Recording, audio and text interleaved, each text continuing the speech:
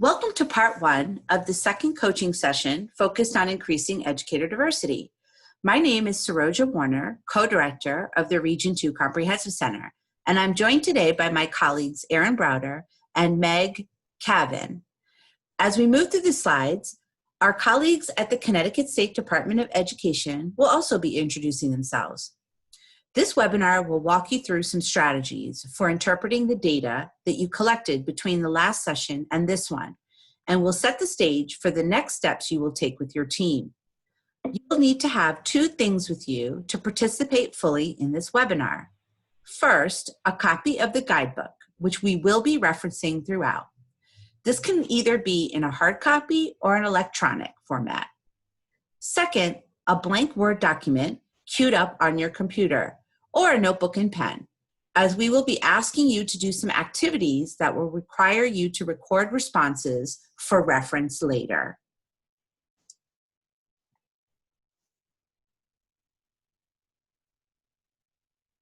Thank you all for joining us today. As you see on your screen, here is the order of today's events. We're going to get started by briefly reviewing the last session. Next, we'll offer some guidance for how to engage with the self-assessment and unpack your findings, followed by some preparation for our next session together. We wanted to pause briefly here and invite CSDE's new Chief Talent Officer, Dr. Shuana Tucker, to introduce herself. Thank you so much for that introduction. I'm Dr. Shuana Tucker, Chief Talent Officer at the Connecticut State Department of Education. I am so pleased to meet and work with all of you. My background spans the K-16 continuum, including the U.S. Department of Education and private sector. During the past 10 years, working in a couple of districts, I've been an active participant working to diversify the educator workforce here in Connecticut. While legislation encourages districts to develop a written plan supporting recruitment, support, and retention of minority educators, this work should be done despite the legislation, as it is critical for us to have diversity in our workforce. Know that this work is near and dear to me and vital for us to remain on the cutting edge of education. The Talent Office looks forward to supporting you, working with you, and we are excited about what we will accomplish together.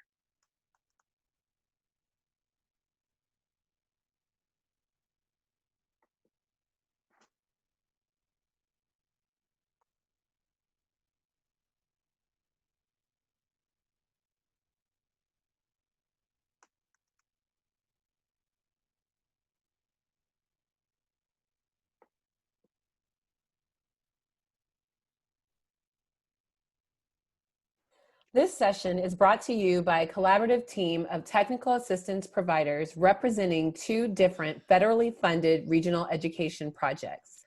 The REL-NE, which stands for Northeast Islands, and the Region 2 Comprehensive Center. The REL works in partnership with educators and policymakers to conduct and use research that improves academic outcomes for students. Education Development Center leads the REL, and I, Meg Cavan, am a researcher and technical assistance provider on EDC's REL team. The Comprehensive Centers program is a federally funded network of technical assistance centers comprised of 19 regional centers serving clusters of states and one national center providing universal and targeted multi-state support to address common high leverage problems among states. The Region 2 Comp Center serves the state education agencies and their regional and local constituents in Connecticut, New York, and Rhode Island. WestEd leads the Region 2 Comp Center in collaboration with the Education Development Center and Mathematica. Hi, everyone. I'm Kim Wachelhausen, and I'm one of the education consultants in the Talent Office at the Connecticut State Department of Education. Many of you know that in 2018, the governor signed legislation requiring that districts produce a written plan for increasing the diversity of their educator workforce.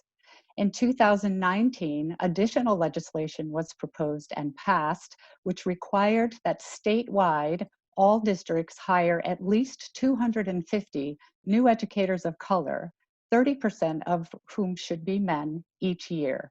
I want to talk a little bit about what we're doing across the state to meet those targets so you can get a sense of the bigger picture that today's work is contributing to.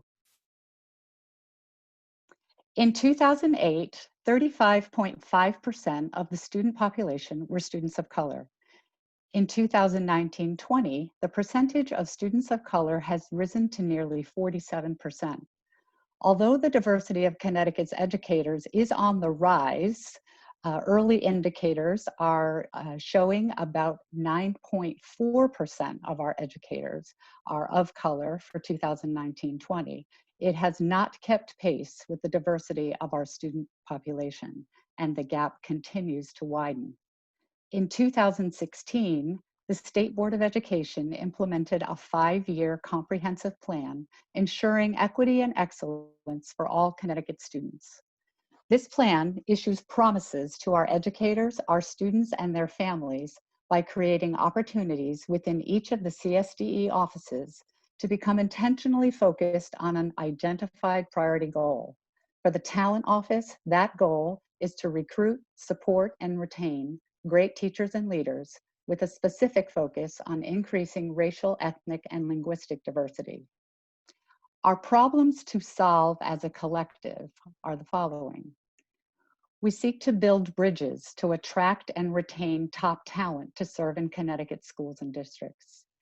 We want to use recruitment, the educator evaluation and support system, and professional learning practices to develop and enhance the talent pipeline of diverse, highly effective educators.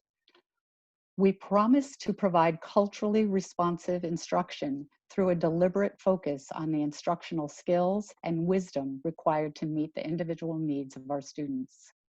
We seek to transform educator preparation programs. We want to recruit, develop, and retain highly effective school principals through high-quality pre-service training, induction programs, and continuous development opportunities.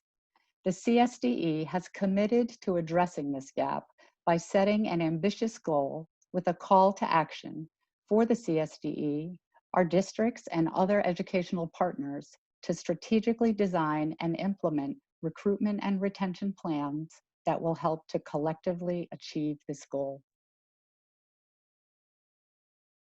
Good day, everyone. I'm Chris Todd, the Bureau Chief in the Talent Office, and I'm pleased to be here with the team today as we partner with you in this critical work. The Talent Office believes legislation is a driver for action. Public Act 1974, an act concerning minority teacher recruitment and retention, assigns some bold numbers for our schools and districts to be held accountable for meeting. For the school year beginning July 1st, 2020, and each school year thereafter, the Minority Teacher Recruitment Policy Oversight Council, in consultation with a Minority Teacher Recruitment Task Force, shall develop and implement strategies and utilize existing resources to ensure that at least 250 new minority teachers and administrators, of which at least 30% are men, are hired and employed by local and regional boards of education. Examination of certification data indicates that in 2016-17, first-time certified educators of color reached 373, or 13% of the total number of certified educators for that year in Connecticut. In 3 years, that number rose to 430, or 16% of the total number of newly certified educators. Although the Bureau of Educator Standards and Certification is certifying educators of color in excess of the 250 goal number established by Public Act 1974, that number is not appearing in our statewide employment data system for a variety of reasons. This has prompted the Talent Office examination of unconscious bias in hiring and selection practices, which led to the development of our guidebook to support districts in their creation of a plan to specifically increase racial, ethnic, and linguistic diversity. The Talent Office plans to continue our drive to produce tools and resources aimed at increasing diversity with a specific focus on support and retention of educators of color.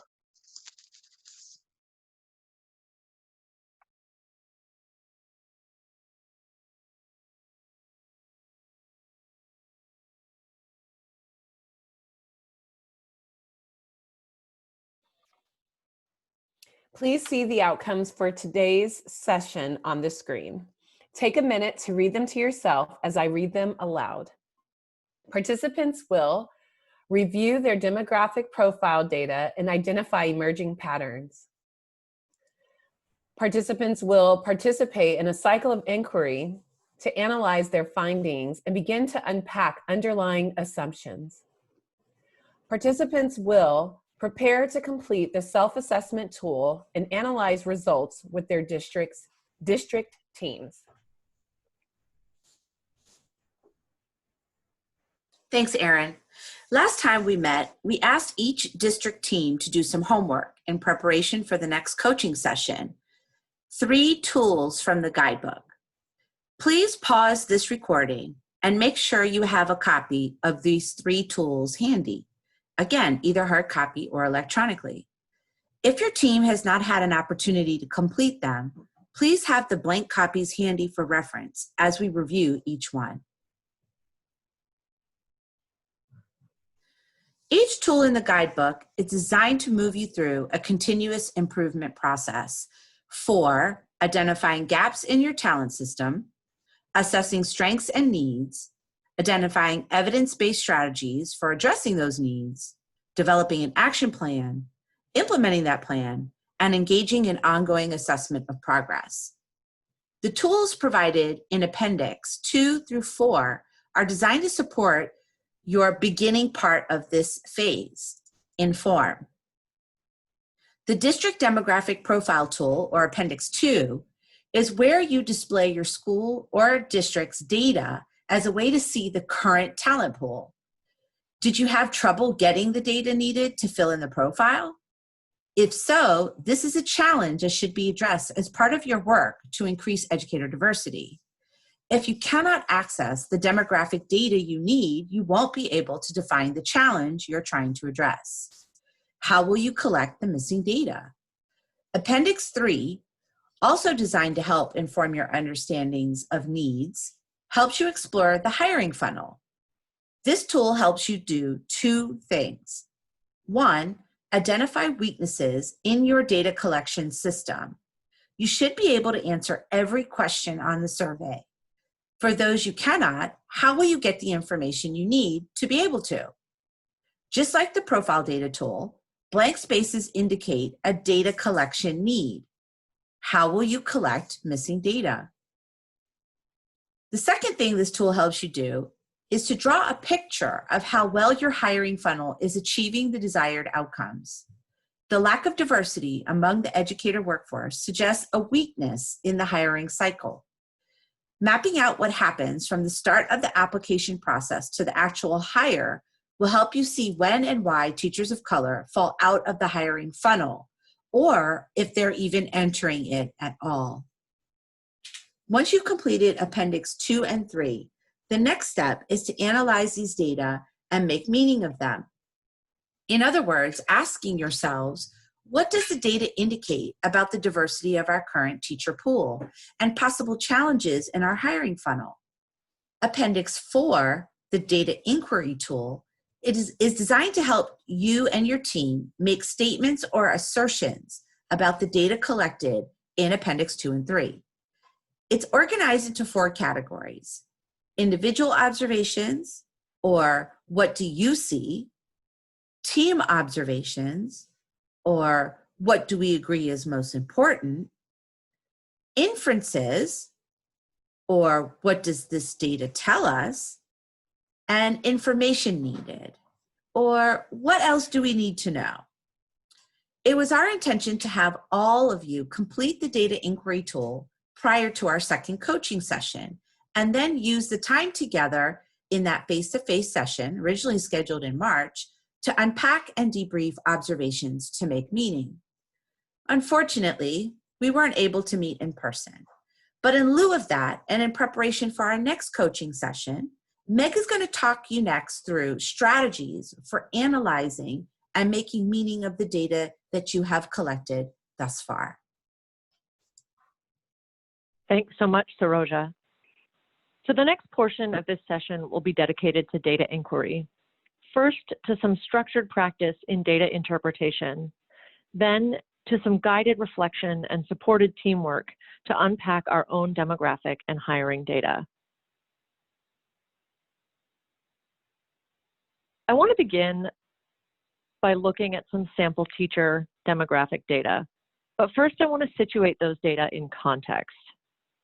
The diversification of the educator workforce matters because it has general implications for issues of racial equity in the workplace. But the diversity of the educator workforce also matters because it has implications for an increasingly diverse student body. Research shows that all students do better when they're exposed to teachers of all races and ethnicities, and also that students of color benefit from being taught by at least one same-race teacher. Yet the teacher workforce, as Kim explained earlier, is far less diverse than many of the country's largest school districts. And this is true both in Connecticut and across the country.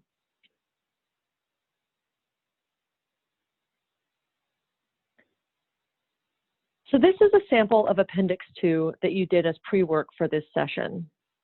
The data here is from a fictional district. I'm going to ask you to pause here for a moment to look at the data and jot down anything you notice.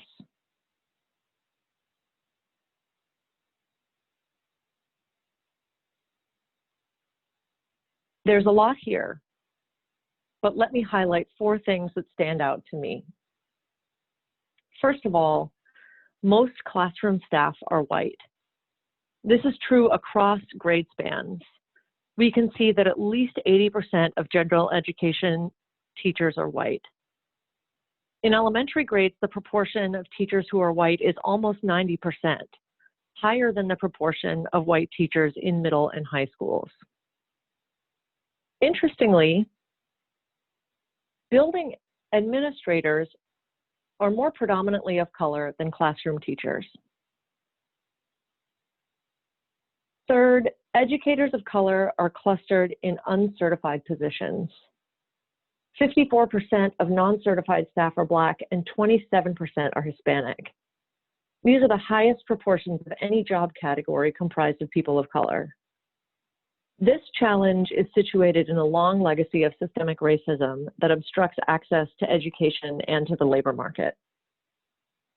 Finally, I noticed that there is no Hispanic leadership at the district level. Remember, in this district, more than half of the students are either Black or Hispanic, and 65% overall are of color. Seeing this, what do you still want to know?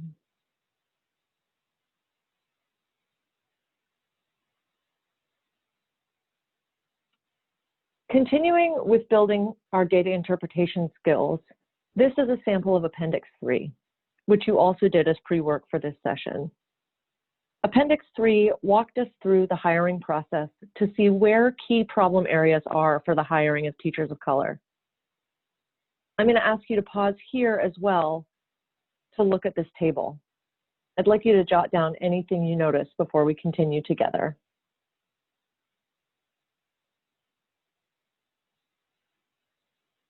So what do you see? This first pair of numbers tells us that the limited hiring of candidates of color to date is not a problem of qualified applicants. 83% of all applicants passed initial screening criteria, but this pass rate was actually higher for candidates of color at 90%. Instead, we see here that the process breaks down at the interview phase. 62% of eligible candidates of color interviewed, while this rate was considerably higher among all eligible candidates. Now, this form doesn't flesh out exactly why there are relatively fewer candidates of color who interview. They may not have been invited to interview, or they may have been invited, but the interview failed to happen for one reason or another. This third pair of numbers shows us that there's another leak in the pipeline at the offer stage, with 46% of interviewed candidates of color receiving an offer. And while the rate of offer was 61% among all other candidates. Finally, we note that candidates of color who are offered a position generally accept it. demonstrating that in this district, it is possible to recruit teachers of color. All of this encourages us in this work.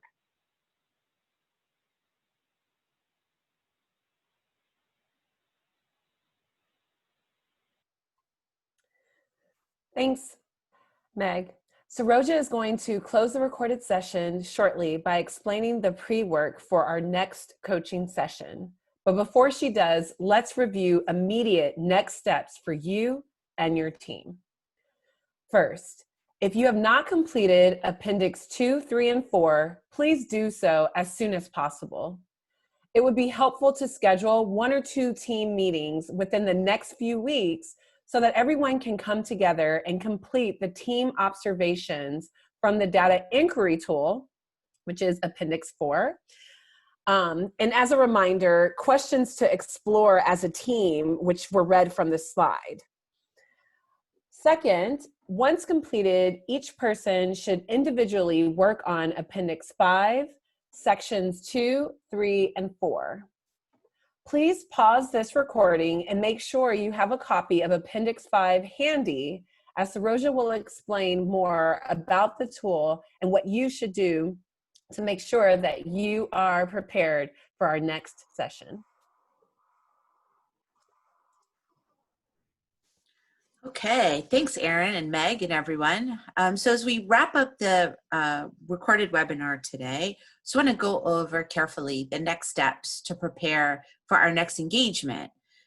Given the uncertainty about when we will actually be able to meet again in person, Meg, Erin, and I have worked closely with our colleagues at the Connecticut State Department of Education to essentially do a course correction on this series.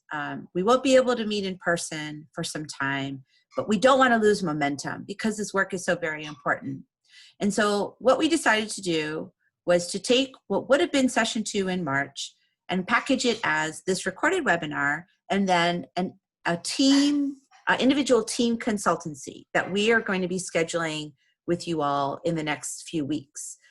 You've already received a poll to sign up for those from the Connecticut Department of Ed. And if you haven't filled that out, we hope that you will do that soon to sign up.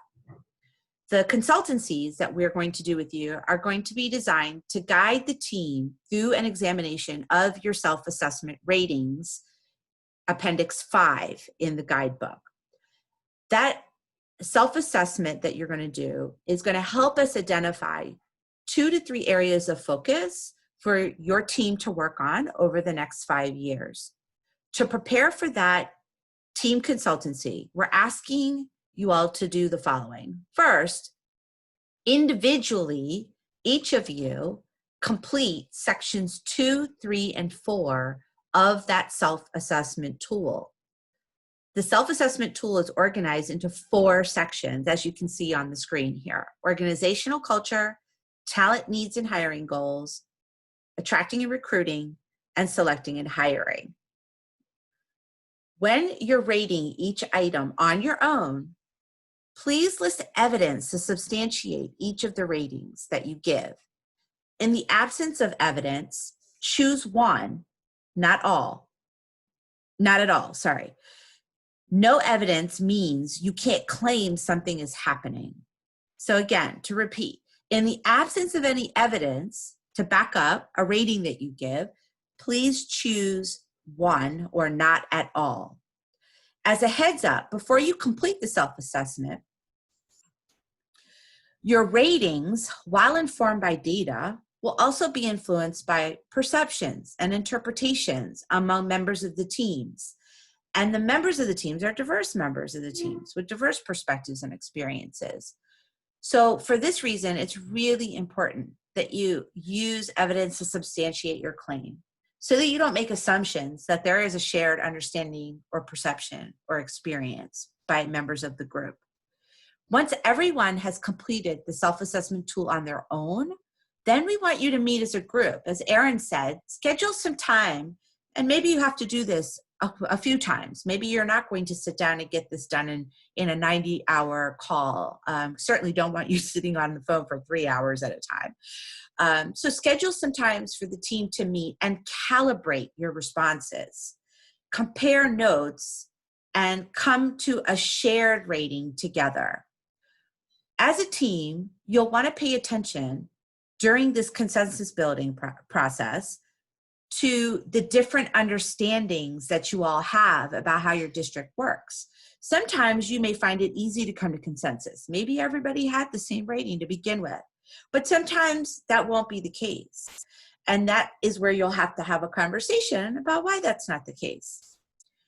The calibrated ratings are very important when we meet with you, as well as your reflections of the process to calibrate, because that is going to help us to help you identify areas of focus that you will choose for your next few years as you continue to increase educator diversity in your district and in the state of Connecticut. So please get together with your team, do your individual work before your team meets, sign up for one of the consultancies, and we look forward to meeting with each team in June.